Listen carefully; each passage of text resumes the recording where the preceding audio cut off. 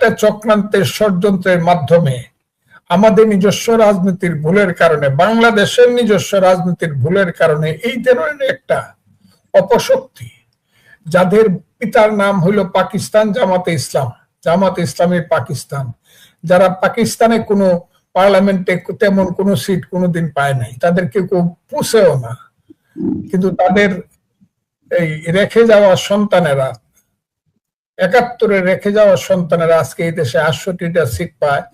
এইটা কেন পায়, কি কারণে পায় আমি জানি না, তবে জীবনে আর কোনোদিন পাবে বলে মনে হয় না। যদি পায় তাহলে আমার রাজনীতি ভুল হবে। এটা সমস্তই চক্রান্তের অংশ। আর এদের যে চরিত্র, এই যে লোকটি নিজেকে দাবি করে মুক্তিযোদ্ধা, আমি কিন্তু চ্যালেঞ্জ করছি পার্লামেন্টে, এ কিসের মুক্তিযুদ্ধ, এলে মহা অপরাধী। যদি সে মুক্তিযোদ্ধা না, আবারও আমি বলছি সে মুক্তিযোদ্ধা না, আবারও আমি বলছি সে মুক্তিযোদ্ধা না, সে প্রমাণ করুক সে মুক্তিযোদ্ধা। জামুকা থেকে প্রমাণ করুক, জামুকা থেকে। জামুকা তো এখন তো বিএনপির, এটা তো আর আওয়ামী লীগের না।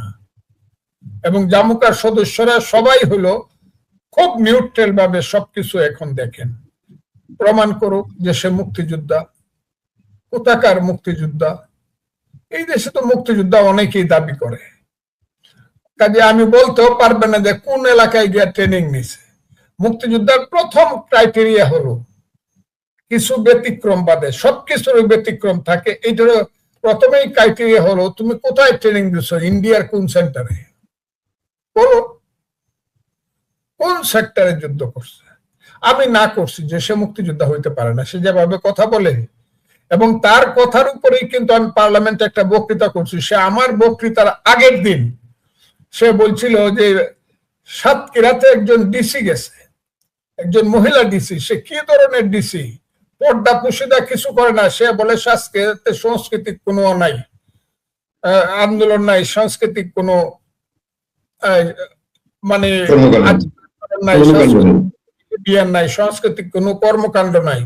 মানে সংস্কৃতি আবার কি, যে সংস্কৃতির কথা বলে তাকে সাতক্ষীরাতে রাখা যাবে না। এর পরের দিনে আমি কিন্তু উত্তরে বলছিলাম যে সংস্কৃতি বিশ্বাস করে না সে সভ্য না, যে জাতির জীবনে সংস্কৃতি নাই সে অসভ্য জাতি। ওইটা কিন্তু ওর কথার উপরে বলছিলাম।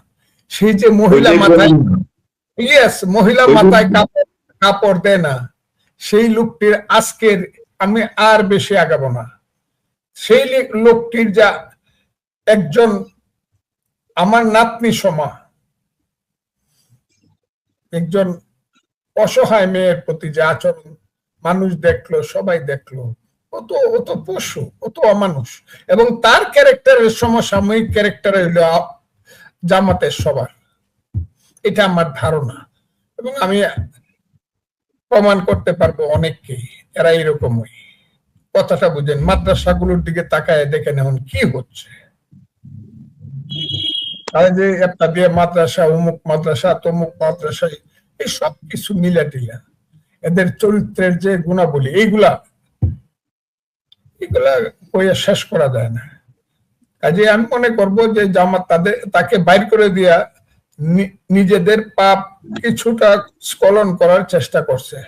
ভবিষ্যতে সেটা দেখা দিবে তারা মানুষকে ধোঁকা দিছে নাকি সঠিকভাবে বহিষ্কার করছে। তবে আমি মনে করি এই লোকটি যদি আরো কিছুদিন পৃথিবীতে বেঁচে থাকে, সে যদি মানুষের ঘরে জন্ম নিয়ে থাকে, তার আর পার্লামেন্টে মুখ দেখানো ঠিক না, আর পার্লামেন্টও তাকে আর গ্রহণ করা ঠিক না। কারণ এই লোকটি পার্লামেন্টে থাকলে দুর্গন্ধ ছড়াবে এবং সারা পৃথিবীর মানুষ চায়ে দেখবে এইখানে একজন দর্শক বসে আছে, একদম বাস্তব জলজ্যান্ত দর্শক পার্লামেন্টে বসে আছে। এবং দুর্ভাগ্যক্রমে আমার সিটের থেকে তার সিটের দূরত্ব মাত্র 5 ফুট। বিপদটা ওই জায়গা। একটু বন্ধ করো।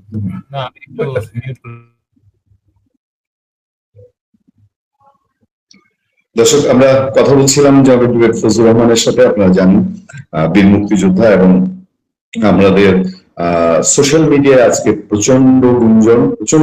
কেউ কেউ বলছেন রাষ্ট্রপতি মোহাম্মদ শাহাবুদ্দিন চুপ্পু, জি তিনি হয়তো, জি তো সেই ক্ষেত্রে আমরা একটুখানি অপেক্ষা করছি। আপনারা জানেন যে একজন সংসদ সদস্য সবসময় খুবই ব্যস্ত থাকেন এবং সেই ব্যস্ততার মধ্যে তাকে সময় বের করতে হয়।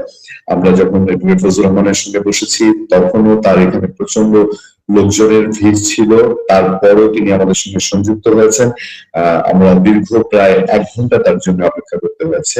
এখনো তিনি ব্যস্ততায় আছেন বলেই তাকে হয়তো চট করেই আবার উঠতে হয়েছে। আমরা অপেক্ষা করছি, তিনি লাইন বিচ্ছিন্ন করেননি। আপনারা নিশ্চয়ই এডভোকেট ফজলুর রহমানের মূল্যবান আলোচনা শুনবেন। তবে যে আলোচনাটি আমাদের শুরুতে আমি হেডলাইনে যুক্ত করেছি যে জি, ডক্টর ফজলুর রহমান ফিরে এসেছেন, আমরা আবার মনোযোগ দিয়ে তার বক্তব্য শুনবো। জি জি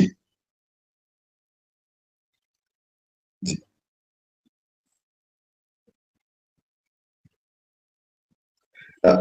মিউট হয়ে গেছে, মিউট হয়ে গেছে। আমি দিচ্ছি, এখন শুনতে পাচ্ছেন? এখন শুনতে পাচ্ছি। জি আচ্ছা, দ্বিতীয় প্রশ্নটা বোধহয় আপনার ছিল যে রাষ্ট্রপতি কি বলছিলেন, মহামান্য রাষ্ট্রপতি। আমি এই প্রসঙ্গে আরেকটু জানতে চাই, সেটা হলো যে আপনি একজন আইনে দীর্ঘ আপনার আইনি ক্যারিয়ার এবং সংবিধান সম্পর্কে আপনি জানেন। এই ধরনের ক্ষেত্রে বাংলাদেশের আইনে একজন এমপির ক্ষেত্রে কি হয় পরবর্তীতে? তিনি কি সংসদ সদস্য থাকতে পারেন নাকি থাকতে পারেন না? আমাদের আইন কি বলে আমি একটু দর্শকদের জন্য জানতে চাই। আপনাকে বলে ফেলছি আমি, নৈতিক স্খলনজনিত কারণে উনার তো এটা থাকার কথা না, উনি তো নৈতিক স্খলন করছেন। শুধু এমপি না, উনার তো শাস্তি হওয়া উচিত আইনগতভাবে পেনাল কোডেও। আচ্ছা জি, আমি আজকে আমরা সন্ধ্যার পর থেকে সোশ্যাল মিডিয়ায় খুব সয়লাম।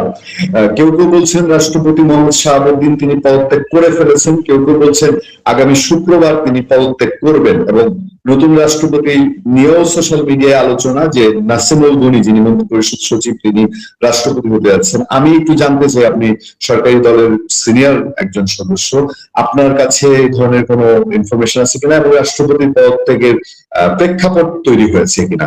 জনাব ফজলুর রহমান। আপনাকে অসংখ্য ধন্যবাদ। প্রশ্নটা জাতীয়, আর আমি জাতীয় রাজনীতি করি, আর আমি সরকারি দল হিসাবে না, এমপি হিসাবে নয়, ফজলুর রহমান হিসাবে, রাজনীতিবিদ হিসাবে উত্তরটা দিতে চাই।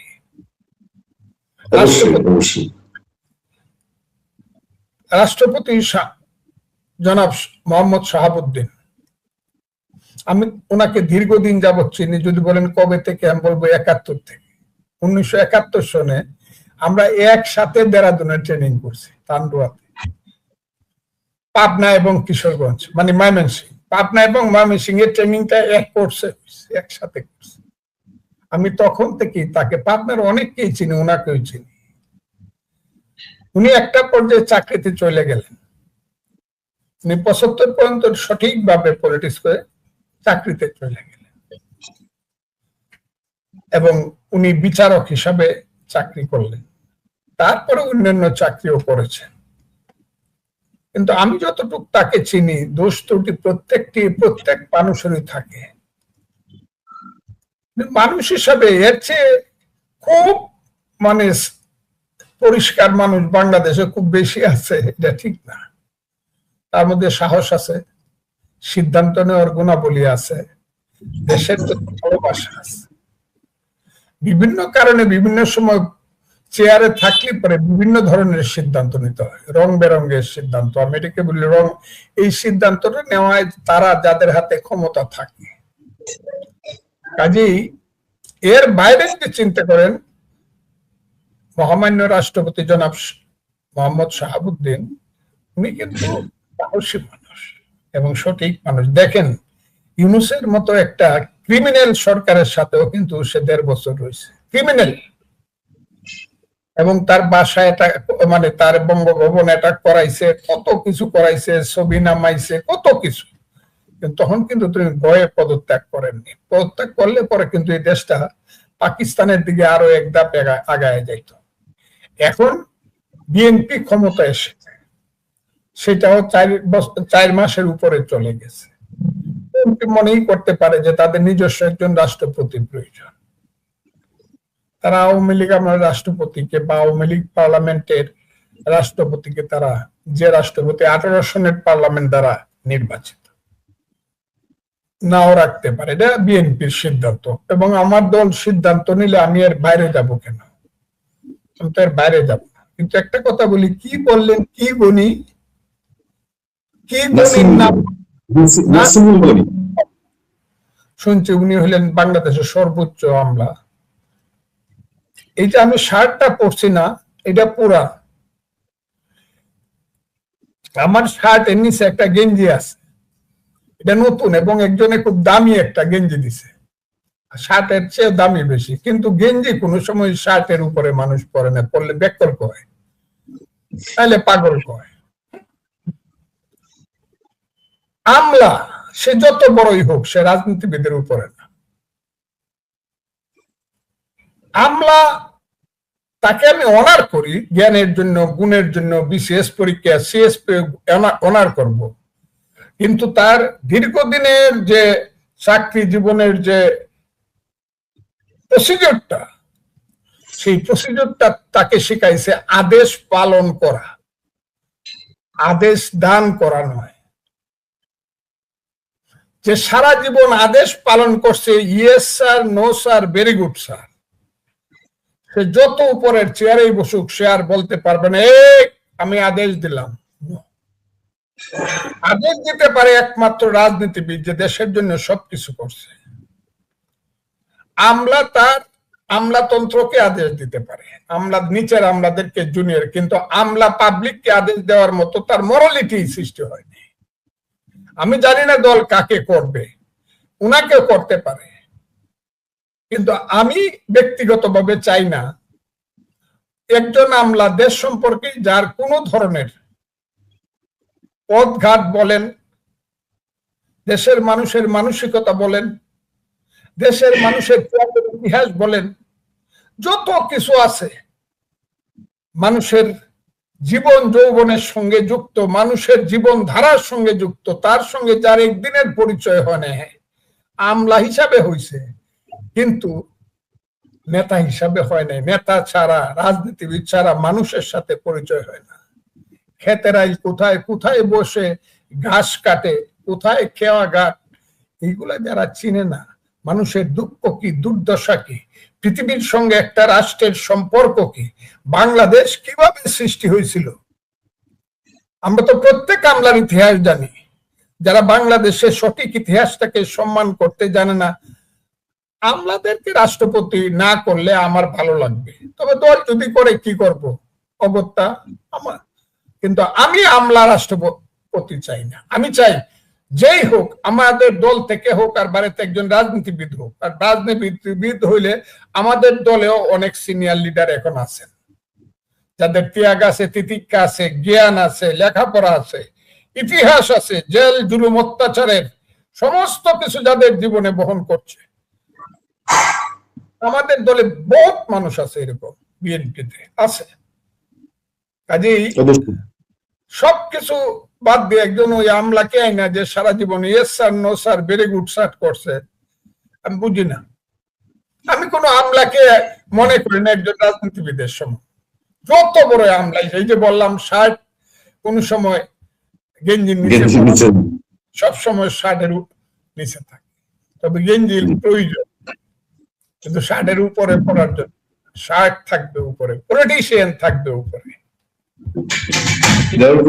আমি অনুষ্ঠান এমনিতে দীর্ঘায়িত করবো না আজকে, আর একটা শুধু ইস্যুটা বর্তমান চলমান রাজনীতির জন্য খুব গুরুত্বপূর্ণ।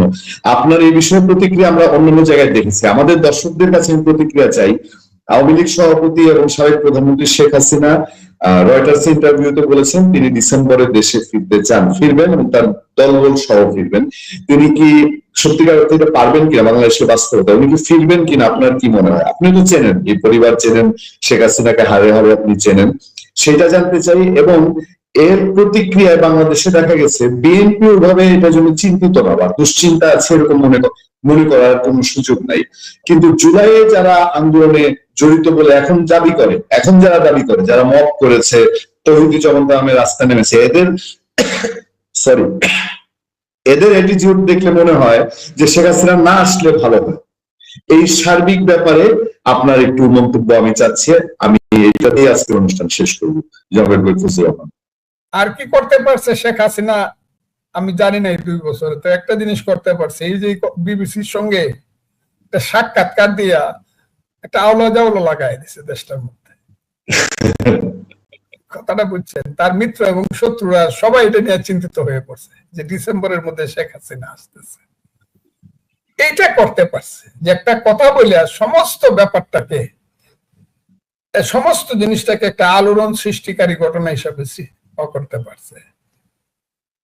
এটা শেখ হাসিনাকে আমি কি বলবো, যে এটা একটা বুদ্ধিমতির মতো, অন্য কথাবার্তা যেরকমই বলবো, কিন্তু আসবো আমি কথাটা বইলা একটা আলোড়ন সৃষ্টি করছে। কিন্তু আমার ধারণা দেশ যদি তারেক রহমানের নেতৃত্বে এখন যেমন চলছে, যতটুকু চলছে, এইটুকু চললেও শেখ হাসিনার আসতে কষ্ট। কারণ শেখ হাসিনা সরকারের যারা ছিল হাইব্রিড মন্ত্রী টন্ত্রী যারা ছিল, ওইগুলো আমি নাইবা বললাম। শেখ হাসিনাকে যদি আসতে হয় তাইলে শুধু হাইটা আইসা পড়বে, ওই যে বলে যে পদ্মা সেতুর উপর পাড়ায় আইসা পড়বে যশোর দিয়া, এইগুলা কথা মানুষ গল্প বানায়, এগুলো দিয়ে ভালো সিনেমা হবে।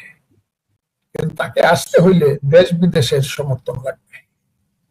জনসমর্থন কার কতটুকু আছে সেটাতে যদি আমি নাও যাই, বাংলাদেশের ভিতরে বাহিরের যে শক্তিগুলো আছে, আমার জন্মের বেদনার পক্ষে বিপক্ষে যারা জড়িত ছিল, বাংলাদেশের জন্মের বেদনার সঙ্গে যারা পক্ষে বিপক্ষে জড়িত ছিল, তাদের একটা কাজ এখানে আছে। সেই কাজটা কোন পক্ষে হবে, কিভাবে হবে, এইটার উপরে নির্ভর করবে শেখ হাসিনা দেশে আসতে পারবে কিনা। আর সাবজেক্টিভ কন্ডিশন বলতেছে বোধ হয় না, কিন্তু অবজেক্টিভ কন্ডিশন কি হবে এটা আমি বলতে পারবো না। কারণ আমি দেখলাম জাতিসংঘ ইতিমধ্যে বলে দিছে যে বিচারটা নাকি সঠিক হয় নাই শেখ হাসিনার। আমি দেখছি একটা যদি কতটুকু সত্য আমি জানি না। হ্যাঁ, জাতিসংঘে এই অভিমতটা পোষণ করে যে বিচারটা নাকি সঠিক হয়নি। এরকম যদি জাতিসংঘ, America, India, Soviet, Russia, China মনে করে, এবং এই কথাগুলো যদি, এই মতামতটা, এই অভিমতটা যদি শেখ হাসিনার পক্ষে যায়, তখন দেখা যাইতে পারে জিনিসটা ভিন্ন রকম একটা ঘটনা ঘটতে পারে। এটা আন্তর্জাতিক রাজনীতি গুরুত্বপূর্ণ ভূমিকা পালন করবে। বাংলাদেশের মানুষ শেখ হাসিনা এসে পড়ো, অভিনন্দন অভিনন্দন, আর শেখ হাসিনা চলে যাও, দুইটা স্লোগানে প্লাস মাইনাস কিছু হবে, কিন্তু তার সমস্ত ব্যাপারটা 90% নির্ভর করবে অবজেক্টিভ কন্ডিশনের। আমি কি বুঝাইতে পারি? উনি যদি সত্যি চলে আসতে পারেন, তাহলে সেই ক্ষেত্রে বাংলাদেশ ইন্ডিয়ার সম্পর্কে কি কোনো এফেক্ট পড়বে? উনি যদি সত্যি চলে আসতে পারেন, তাহলে বাংলাদেশ ইন্ডিয়ার সমর্থনে যদি উনি আসেন, আন্তর্জাতিক শক্তির সমর্থনে।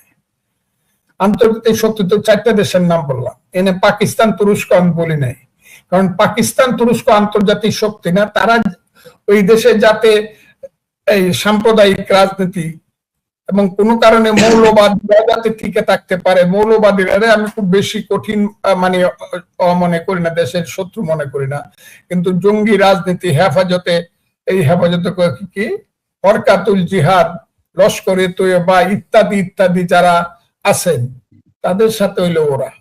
কিন্তু ওই 4টা রাষ্ট্র, তারা যদি মনে করে যে শেখ হাসিনা যা করছে for the sake of everything, Sheikh Hasina should go to his